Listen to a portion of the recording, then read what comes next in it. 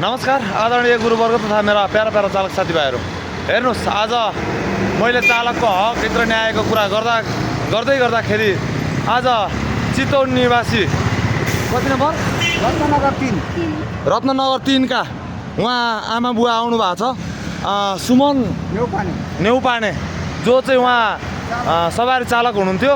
उहाँको छोरालाई आज 7 महिना भइसक्यो पूर्वपक्षमा हालेको र उहाँहरूले वकिलहरू पनि लगाउनु भयो, तर वकिलहरूले विशेष रूपमा सुनवाई गरिदिनु भएन र आज उहाँहरू रुँदै आउनु भएको छ यहाँ हामीसँग हक हित र न्यायको कुराको लागि। हाम्रो छोरा निकालिदिनु पर्यो, कसरी हुन्छ भनेर यो कुरा भन्दै गर्दा साथीभाइहरूले यो कुरा बुझ्नु जरुरी छ।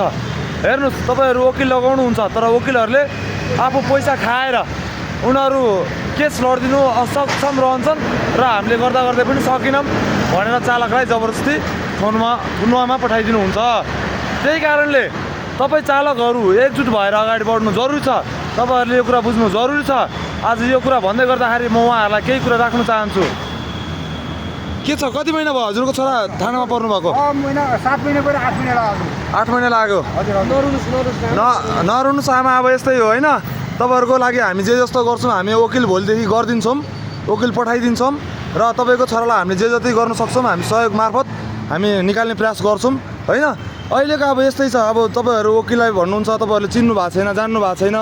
आज पैसा तपाईँहरूको खाइरहेछ वकिलहरूले, मुद्दा मामला लागिरहेछ, तर पनि उहाँहरूले विशेष रूपमा भन्नु भइरहेछ कि तपाईँ जे गर्नु सक्नुहुन्छ गर्नुहोस्, मलाई मुद्दा हाल्नुहोस् भन्ने कुराहरू जस्तो अभिव्यक्ति दिनुभएको छ अरे उहाँहरूले।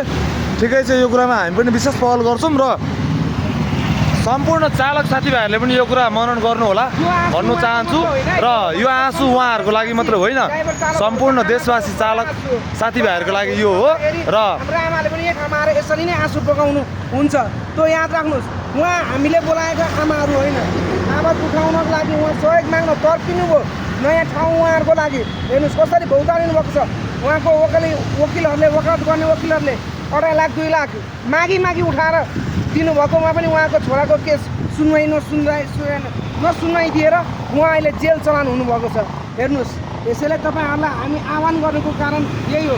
भोलि आएर हाम्रो आमा श्रीमती छोराछोरीले बाटोमा कोहीसँग भिख मागेर आफ्नो पेट भर्नु नपरोस् र कोहीसँग बिन्ती गरेर कोहीसँग जोड्नु नपरोस् भन्नको लागि हामीले यो आवाज उठाएको हो। त्यसैले आउनुहोस्, साथ दिनुहोस्, यही भन्न चाहन्छु। हेर्नुहोस्, यहाँ आमा दिनभरि आज खाना केही खानुभएको छ छैन, ल हेर्नुहोस्, पानी शुद्ध केही नखानु भएको छैन, ल हेर्नुहोस्। ठिक छ, तपाईँहरू आज गएर जेलमा तपाईँ आनन्दले बस्नुहुन्छ, त्यो पीडा भोलि परिवारलाई पर्छ। यो पीडा कसैलाई नपरोस्, यस्तो पीडा। हामी यही पीडाको लागि हामीले आवाज उठाएको हो।